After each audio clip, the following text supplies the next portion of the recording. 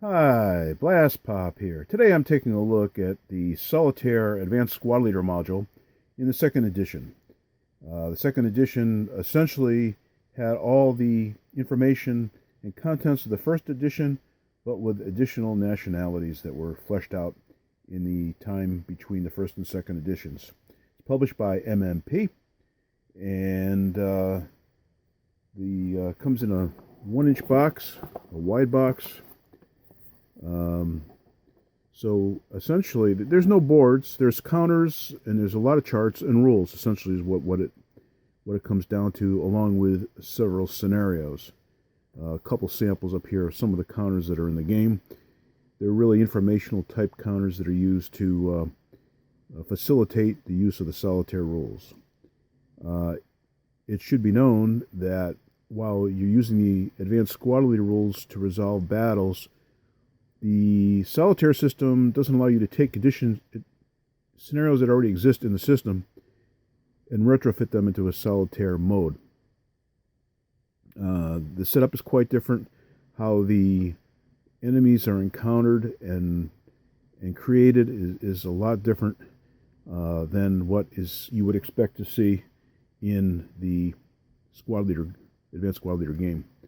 That being said, there are quite a few people who do like the system quite a bit, and then there are those who feel that it's not really advanced squad leader to the extent that while you're using the advanced squad leader rules, you're not playing it the way you would against a human opponent. So within the box, the first thing is the solitaire rules themselves.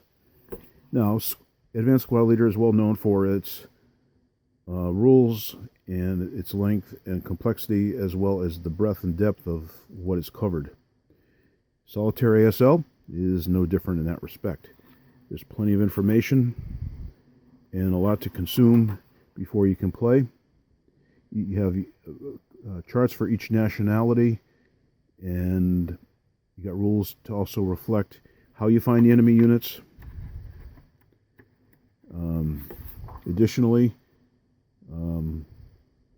suspect areas or placement, how to set up your boards, activation,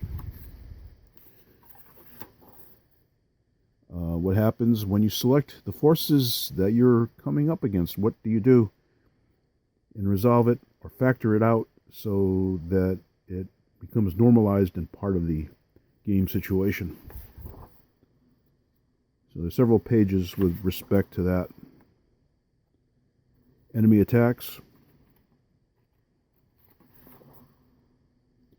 enemy snipers, enemy air support, enemy movement. Depending on the scenario, sometimes the enemy will come at you, depending on their attitude. And enemy vehicles.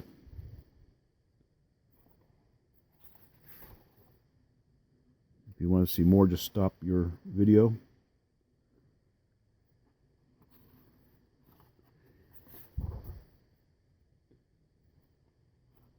Victory point objectives, river assaults, solitaire campaign. Take your forces and advance from battle to battle and see how well you do.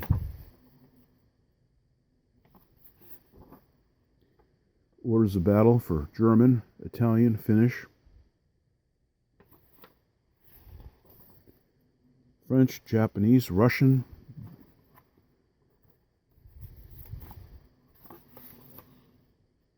Chinese, Allied miners,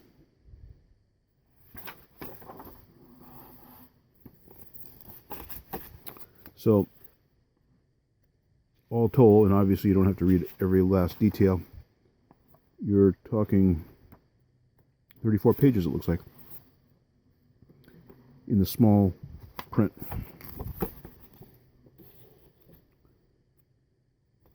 Well, you want to play a campaign? You've got your campaign information here, mission selection, and all the generation tables.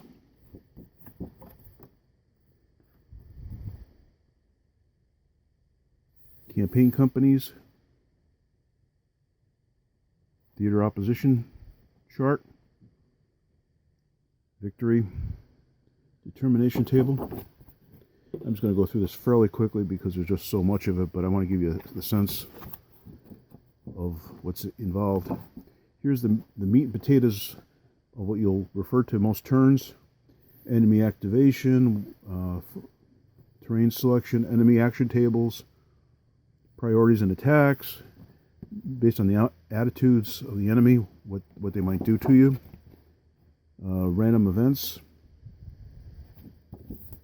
and more random events. Chinese generation tables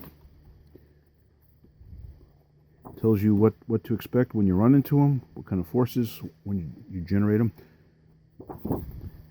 And then national specific random events tables. And the same goes through with all that follow.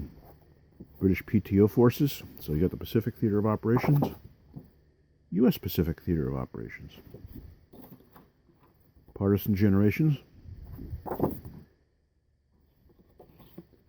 minor allied information,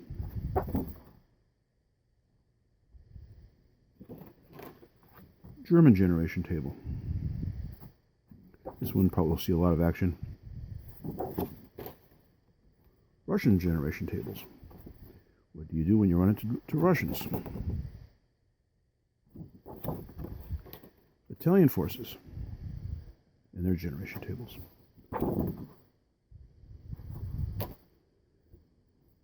British, except PTO. So Europe, essentially. And North Africa, presumably. Japanese.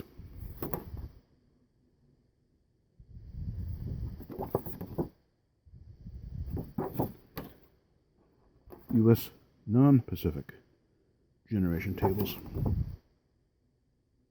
And random events on the back of each one of these. Vichy French generation tables. The French decide to fight. United States Marine Corps.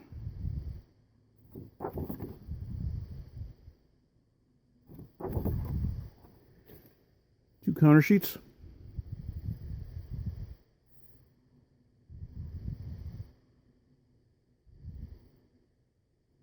As I said, they're system type counters. A few counters have fallen out of this counter sheet. Strictly functional style counters. New actual forces added to your force pool, so to speak, of your counters. You have a bunch of scenarios which are not separated. I'm not going to separate them at this time. But you have a cautious advance, which is probably the first scenario that most people will play. Recon. You got pockets. Take the highway. Bunker busting. Block party. The fortress. Enemy offensive. Patrol. Tank attack. Hold the line. The bridge. Besieged. Pursuit. Human wave. River assault. Air landing. Escape. Bridgehead. Beach defense. Amphibious assault. That could be fun. So those are the scenarios that are included. Each of them tells you, like, for instance, it has one board and you have to determine randomly what board it is.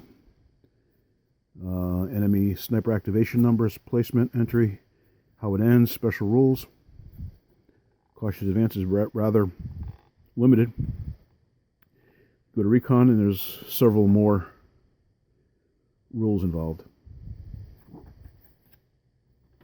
So, a pack of scenarios, two counter sheets, bunches of generation tables and solitaire tables,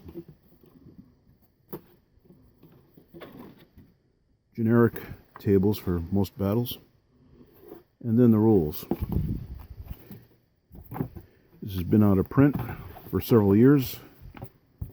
According to this, copyright 2001 for the second edition. Not a fan of the cover, but I understand the gameplay is excellent. Please leave comments, please like, and above all, please subscribe.